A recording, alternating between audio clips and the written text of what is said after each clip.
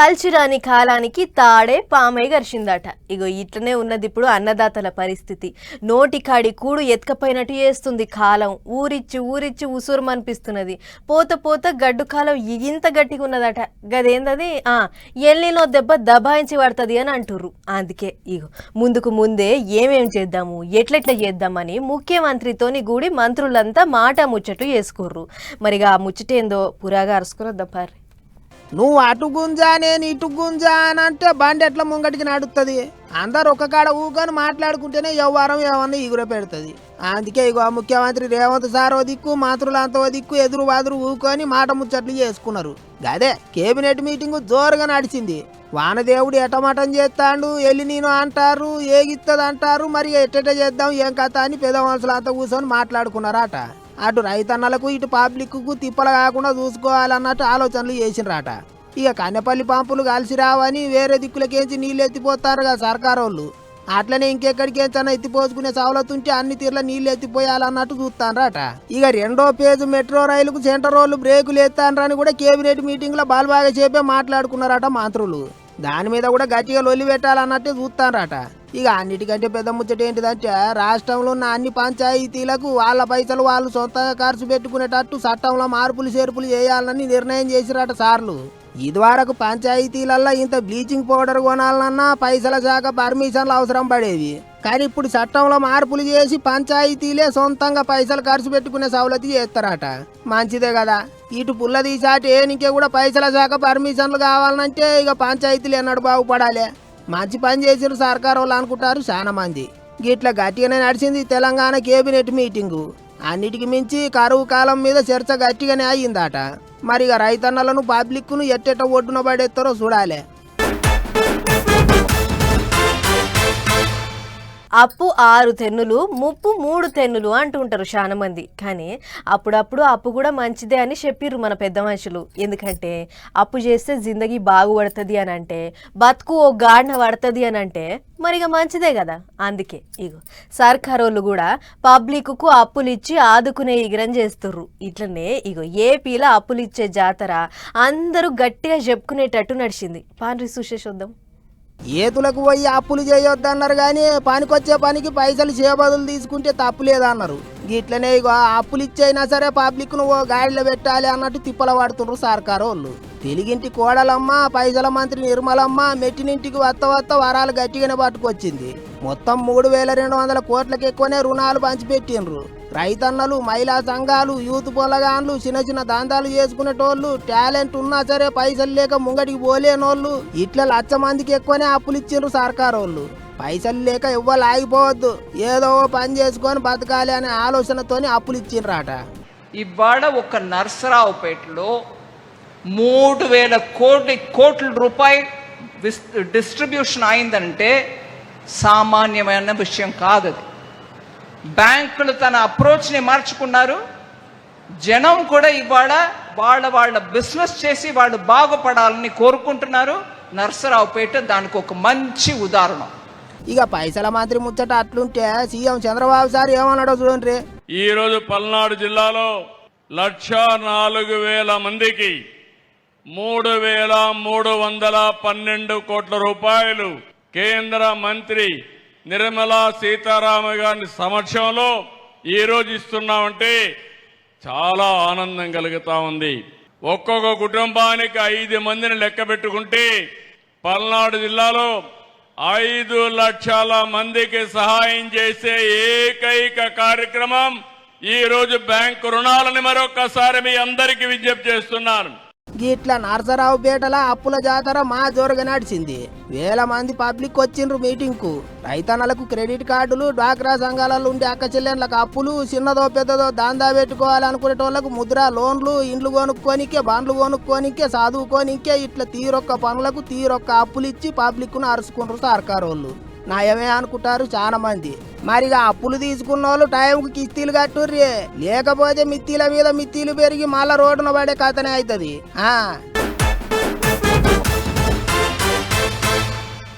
ఇప్పుడు అంటే గల్లీ గల్లీకి తిరిగేటంత టైం దొరుకుతలేదు కానీ చిన్నగున్నప్పుడు గణేష్ల పండుగ వచ్చిందంటే దోస్తులతో కలిసి ఊరంతా చక్కర్లు కొట్టేది. ఏ వాడలో ఎట్లాంటి గణేషుని పెట్టిర్రు, ఎసొంటి ప్రసాదం పెట్టిర్రు, ఎట్లెట్లా డెకరేషన్లు చేసిర్రు అని చూసి మస్తు మురిసిపోయేది. తీరు విగ్రహాలను చూసి మస్తు ఇచ్చంతరం అయ్యేది అన్నట్టు గణేష్ల పండుగ అంటే యాదకొచ్చింది. ఇగో ఒక్కసారి గీ ముచ్చటి నుర్రి.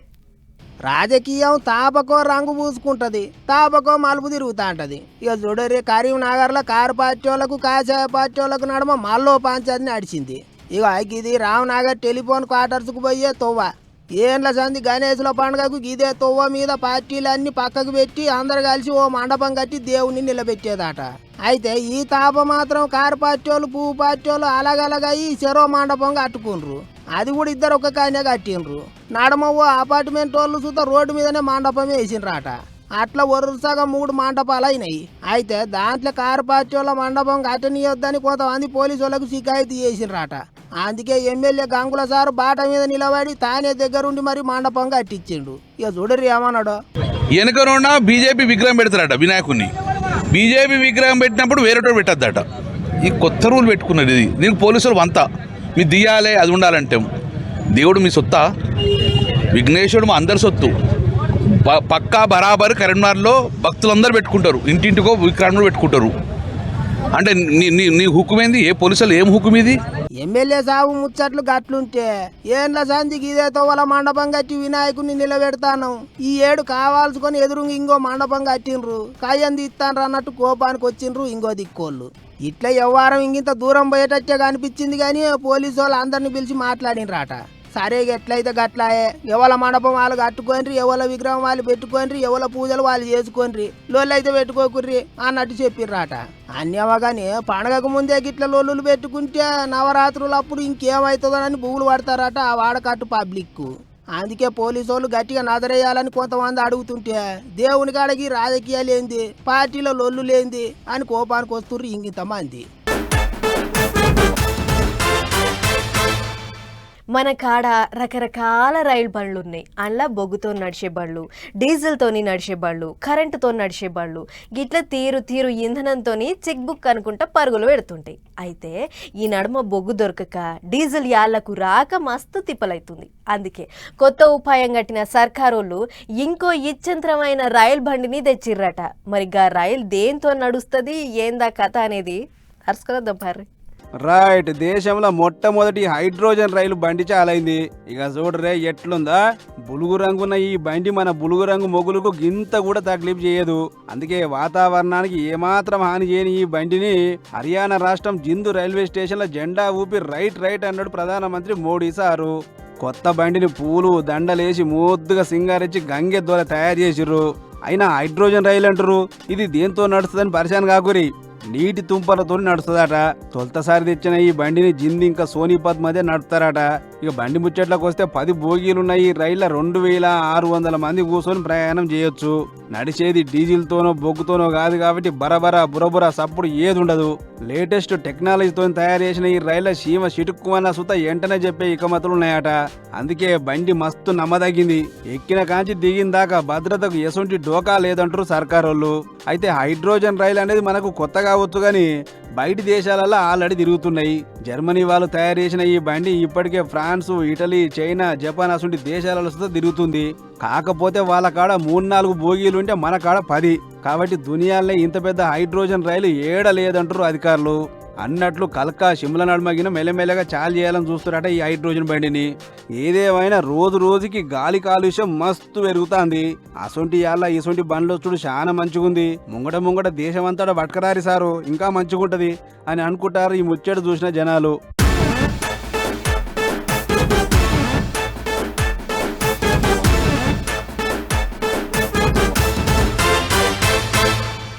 వాన వానదేవుడు ఈగొస్తలేడు అగొస్తలేడు అని పబ్లిక్ అంతా తీరొక్క తీర్ల పబ్బతి పడుతుర్రు. రోజుకొక్కాడ కప్పలకు లగ్గాలు చేస్తుర్రు. బండల మీద వరద పాశం బారిస్తుర్రు.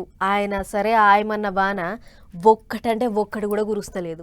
వానదేవుడు సుట్టం లెక్క వచ్చిపోతుండు గాని ఇంటోని తీరుగా కురిసేసుకొని కూసుంటలేడు అని రంది పెట్టుకుర్రు చాలా మంది. అయితే అన్ని దిక్కులేమో గాని ఒక్క వరంగల్ జిల్లా మీద మాత్రం జర్ర మనసు పడ్డట్టుండు వానదేవుడు. చూడు ఏం చేసిండు. అన్ని దిక్కులేమో ఎండబెడతాండు గాని ఓరగాళ్ళ మీద మాత్రం ప్రేమ ఒలకబోతాండు వానదేవుడు. అగ చూడరా అంటే రోడ్ల పోటీ గంధమై పారింది వరద. అస్సలు గెరివీయకుండా గంటన్నర సేపు ఈరుగా మరగా దంచిడిచిపెట్టిండు. ఇన్నొద్దులు ఇదేం కాలమో అని కాడబడ్డ పబ్లిక్కు దెబ్బకు వానకాలమే అని యాదకొచ్చిందట. సరే ఊరగాళ్ళ మీద చూపించిన పాయిరం మరిగా తతిమ ఊర్ల మీద ఏంటికి చూపిస్తలేడో ఏమో వానదేవుడు. బంగాళాఖాతంలో అల్పపీడనం చేయబట్టి వానలు పడతాయని మొగుల ఆఫీసర్లు చెప్తారు గాని డల్లు ఉరుత్తలేదు, దిల్లుకు సైతలేదు. పిట్టిల పెండ్లి లెక్క అక్కడక్కడ చిడపట ఓ 4 చినుకులు పడి బంద్ అవుతుంది. సాంటి చల్లినట్టు కూడా అయితలేదు. చాలా దిక్కుల మబ్బులు వచ్చి వాన ఆగొత్తది కావచ్చు ఇగొత్తది కావచ్చు అన్నట్టు అవుతుంది గాని ఆగిరికి ఊసూరు అనిపిస్తుంది. అయితే నిన్న మొన్నటి దాకా ఎండలు చేయంగా ఉడకబోసి ఉస్సు ఉస్సు అన్న జనాలు ఇప్పుడు జర సలవడేటాలకు నెమ్మలం అయ్యిండ్రు. కానీ వాన పడకపోతే పంటలకు నీళ్ళు వేయడం వస్తాయిరా దేవుడా అని ఆగమవుతుండ్రు రైతన్నలు. జర ఆలస్యంగానైనా వానలు పడతాయని ఆశ పెట్టుకొని ఈ తాప తెలంగాణలో లక్షల ఎకరాలలో పత్తి గింజలు వేసిండ్రు. ఒక్క ఆదిలాబాద్ జిల్లాలోనే 4 లక్షల ఎకరాలకు ఎక్కువనే పత్తి వేసిండ్రు. ఆయమన్న వానలు గురిస్తేనే గా వేసిన ఇత్తనం మొలికెత్తుతుంది. లేకపోతే పంట ఎండినట్టే రోజు రోజుకు అందని ద్రాక్షకు అరువులు దాపినట్టే అవుతుంది పరిస్థితి. మరి ఏం చేస్తుందో ఏమో కాలం. కరోనా పాడుగాను దాని పేరు చెప్తే చాలు ఇప్పటికీ ఊర్ల పొంటి జనాలు గజ్జుమంటుంటారు. కథలు చెప్తుంటారు. ముసలోళ్ళు కూడా కరోనా కాట్లే కాల్వా అన్నట్టు శాపనాలు పెడుతుంటారు. మరి మనుషులను గంతగానం ఏగిచ్చింది గా పురుగు. అవగాని ఇప్పుడు మళ్ళా పీడకలను ఎందుకు యాది చేస్తుర్రు అని అంటారా? ఇక చూడు అసలు కథ ఏందో. చిట్టెడు పుట్టెడు అయినట్టు చిన్నగా మెల్లగా మళ్ళా కరోనా పురుగు సుడి పెడుతున్నట్టే ఉన్నది చూస్తుంటే. మొన్న జూలై 1వ తారీఖు నుంచి లెక్కేస్తే దేశం అంతా కలిపి 339 కేసులు వెళ్ళినాయట. గంతేందుకు ఏపీలకి 20 దినాలలోనే 12 కేసులు వెళ్ళినాయి. ఓ 4 జీవి విడిచిండ్రు. అయితే వాళ్ళంతా వేరే వేరే రోగాలు చేయబట్టి బగ్గ ముదిరి పానం విడిచిండ్రట.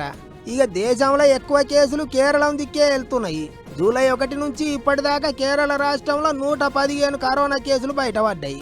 అట్లనే కర్ణాటకలో 64, మహారాష్ట్రలో 43, తమిళనాడులో 39 కేసులు వచ్చినాయి. తత్తిమ రాష్ట్రాలలో కూడా అక్కడక్కడ రువడి చూపిస్తాంది కరోనా పురుగు. అయితే కేసులు అయితే వెళ్తున్నాయి కానీ ఎవరే ఫికర్ చేసే అవసరం లేదు, బుగులు వచ్చే పని లేదు అంటున్నారు డాక్టర్లు. వచ్చింది వచ్చినట్టే పోతుంది, ముందుకు ముందు ఎవరు లాగం కావద్దు అన్నట్టు కూడా చెప్తుర్రు. డాక్టర్లు ఇచ్చిన గోళీలు మింగి మంచిగా 3 పూటలు బలం తిండి తింటే చాలా అదే పోతుంది. మనకు తెలియని కరోనా అన్నట్టు చెప్తున్నారట. కాకపోతే సర్ది జ్వరం పట్టుకుంటే జర పైలంగా ఉండాలి అన్నట్టు కూడా చెప్తుండ్రు. పత్తదో రాదో వెనక సిరికి ముచ్చటగానే ఎవరి జాగ్రత్తలు వాళ్ళు ఉండాలి. అట్లని చెప్పి ఉత్తగా మనం ఆగం కావద్దు, వేరేళ్ళని ఆగం చేయొద్దు. ఊరికేనే అదురు పెట్టుకోకుండా మంచిగా తిని మంచిగా ఉంటే అయ్యే పాయే. అప్పుడప్పుడు ఊర్లల్లో కరెంటు డిమ్ వచ్చి బుగ్గలు పంకలు టీవీలు ఫ్రిడ్జీలు ఖరాబ్ అవుతుంటాయి తెలుసు కదా. ఆ ముచ్చట మీద ఊరు చాలా కోపానికి వస్తారు. కరెంటోళ్ళు లాపర్వా చేయంగానే గిట్లయ్యింది, వాళ్ళే దీనికి జిమ్మెదారి అని లొల్లి చేయంగా చాలా దిక్కులా చూసినాం. ఇట్లనే ఆ మెదక్ జిల్లాలో కూడా కరెంటు డిమ్ వచ్చి అంత ఏటమటం అవుతుందట. ఫ్యాన్ వల్ల కరెంటు తిప్పలేందో మనం కూడా అరుచుకుందాం. డిమ్ము కరెంటు మొదలారా ఎంత పని చేసిందో చూడురమ్మా. ఉమ్మడి మెదక్ జిల్లాలో లో వోల్టేజ్ కరెంట్ రాగా ఇంట్లో ఉన్న పంకలు ఫ్రిడ్జీలు టీవీలు ఖరాబ్ అవుతున్నాయి. ఇక కరెంటు బుగ్గలు అయితే ఊపిరి బుగ్గలు లెక్కనే పట్ట వెళ్ళిపోవడే. ఇట్లనే ఈ అన్నోళ్ళ పెద్దమ్మోళ్ళ ఇల్లు ఆగమైంది. డిమ్ము కరెంటు రాగా షాక్ సర్క్యూట్ అయి ఇంటున్న ఫ్రిడ్జ్ డోమ్ అని వెళ్ళిందట. ఏముంది జర్ర చేపట్ట మంటలు ఇల్లంతా వాగి ఇంట్లున్న సరుకు సామాన్లు కాగితాలు కలపలు అన్ని అగ్గిల పడి బుగ్గి అయిపోయినాయి. అంతేనా అన్న? ఈరోజు పొద్దున మా పెద్దమ్మ వాళ్ళ ఇంట్లో షార్ట్ సర్క్యూట్ వలన ఫ్రిడ్జ్ వేయడం వల్ల పూర్తిగా ఇల్లు మొత్తం దగ్ధం కావడం జరిగింది. మొత్తం అసలు ఏమి లేకుండా టోటల్గా బూడిద అయిపోయింది మొత్తం ఫ్లాట్ మొత్తము. ఇతర ఫ్లాట్లకు కూడా మంటలు అంటుకోవడం జరిగింది, వాళ్ళకు కూడా కొద్దిగా నష్టం జరిగింది. మొత్తము ఉన్న సర్టిఫికేట్లు, తమ్ముడు క్రికెట్ ప్లేయర్ ఉండే సంబంధించిన మొత్తం షీల్డ్లు, సర్టిఫికేట్లు, గోల్డ్, బట్టలు అన్నీ కాలిపోవడం జరిగింది. దగ్గర సుమారు 60 నుంచి 70 లక్షల రూపాయల నష్టం జరిగింది. అసలు ఎట్లా చేయాలి ఏం చేయాలనేది కూడా అర్థం కాని పరిస్థితి. అది ముచ్చట. వీళ్ళ ఒక్కిలే కాదు, ఊళ్ళో ఉన్న షానిన్లలో డిమ్ము కరెంట్ రాగా వాషింగ్ మిషన్లు, కుక్కర్లు, మిక్సీలు, ఛార్జర్లు అన్ని సత్రోలే. ఇక ఇండ్ల పంచాయతీ ఇట్టుంటాడు, బావుల కాడ మోటార్ల సంగతి కూడా అంతకు దరిద్రం. సరిపోను కరెంట్ రాక ఆవిసుత గుర్రు బర్రు అని గుటుక్కు అంటున్నాయి. కొందరు మోటార్లు అయితే ఏకంగా కాలిపోయినాయట. దీంతో ఇచ్చేదే జెర్సేపు కరెంటు, అది కూడా మంచిగా ఇవ్వకుండా అంత అలకదక్కువ ఇచ్చి మమ్మల్ని అప్లపాలు చేస్తారా అని చెప్పి సబ్ స్టేషన్ కాడ మస్తు లొల్లి రైతులది. కరెంటు కోతలు పెట్టుడే కాకుండా ఎప్పుడు తీసేస్తురో తెలుస్తలేదు, ఎప్పుడు ఇస్తురో తెలుస్తలేదు. గిట్లయితే ఎట్లా పాడవుతుంది అని చెప్పి ఎర్రజెండా పార్టీ వాళ్ళు కూడా మస్తు గరమవుతుర్రు. మరి ఈ కరెంటు తిప్పలు ఎట్లా తీరుస్తురో ఏమో చూడాలిగా. మా చిన్నతనంలో మా ఊళ్ళో 5వ తరగతి వరకే ఉండే. ఇక 6కించి పైకి చదవాలంటే పక్కెమ్మటి ఉన్న ఊరికి పోవాల్సిందే, అది కూడా కాలినడకన. అదే తొవ్వ చక్కగా ఉంటుందా అంటే లేదు. ఆ ఊరికి మా ఊరికి నడుమ వాగు, అది పొంగిందంటే ఇక బడి బందే. మా నాయన కూడా వాగు వస్తుందట బిడ్డ ఏం వద్దులే అని మంచిగా ఇంటికాడే ఉంచేది. కానీ గీ తండ్రి అట్లా లేడు. వానొచ్చినా వరదొచ్చినా బడికి పోవుడే లెక్క అన్నట్లు వాగు దాటిచ్చిండు. కన్న బిడ్డల కోసం తండ్రి ఏమైనా చేస్తాడు అని చెప్పే ముచ్చటకిది. యోగిడ ఒడ్డూసి వారుతున్న వాగును చూస్తురు కదా, గీ వాగులకెంచి కొడుకుని ఎత్తుకొని మరి నది దాటిండి గీ అన్న. అదిగిన పిల్లగాని చదువు కోసం. అసలు ముచ్చట్లకు పోతే మీది బాజు నేపాల్ దిక్కు జోరు వానలు పడుతున్నాయట. ఇక వానలకు మోపైన వరదలు చిన్నగా మెల్లగా బీఆర్ బగా దిక్కున్న మాసా నదిని ముంచినాయి. ఇగే ఉంది, నది ఒడ్డూసి వారుతుంది అటు ఇటు. అయితే అన్నోళ్ళ ఊరికెంచి బయటికి పోవాలంటే రోడ్డే చక్కగా లేదట. దీంతోని బడికని వెళ్ళిన చాలా మంది పొలగాళ్ళు వాగును చూసి అటుకెంచి అటే ఇంటికి వెళ్ళిపోయారట. కానీ అన్న మాత్రం నేనే చదువుకోలే, నా కొడుకు అట్లా కావద్దని చెప్పి నడుములోతు నీళ్ళల్లో లెక్క చేయకుండా పిల్లగాని భుజాల మీదకి ఎత్తుకుండు. వాగులకు పోనేపోయిండు. నీళ్ల రువ్వడి అంతకంతకు ఎక్కువైంది. అయినా కూడా ఇంత కూడా జరగకుండా బయట పడి పొలగాన్ని బడికి పంపిండాట. చూడు రే ఎంత రిస్క్ చేసిండో. ఆయంత కాలు జారి నీళ్ళలా పడితే ఎంత పరిశాని ఏం కథ. తండ్రి కొడుకులు ఇద్దరు మునిగి గంగపాలే కదా. చదువు ముఖ్యమే కాదంటలేము, కానీ ఈ ఏడు కాకపోయినా వచ్చేడైనా చదువుకోవచ్చు. కానీ ఇట్లా పానాల మీద రిస్క్ చేసి పోతే ఏమన్నా అయితే ఇల్లు ఆగమే కదా అని గరం అవుతురు ఈ ముచ్చడు చూసిన జనాలు. ఏదేమైనా కొడుకు కోసం ఈ తండ్రి పడ్డ కష్టం సోషల్ మీడియాలో ఇరగమరగ తిరుగుతుంటే మీకు సుధా చూపిద్దామని పట్టుకొచ్చినాం. చలో మరి ఇన్ఫర్మేటివ్ పటాల్సిన న్యూస్ ముచ్చట్లు ఇంకో ఎపిసోడ్లో మళ్ళీ కలుసుకుందాం. నమస్తే.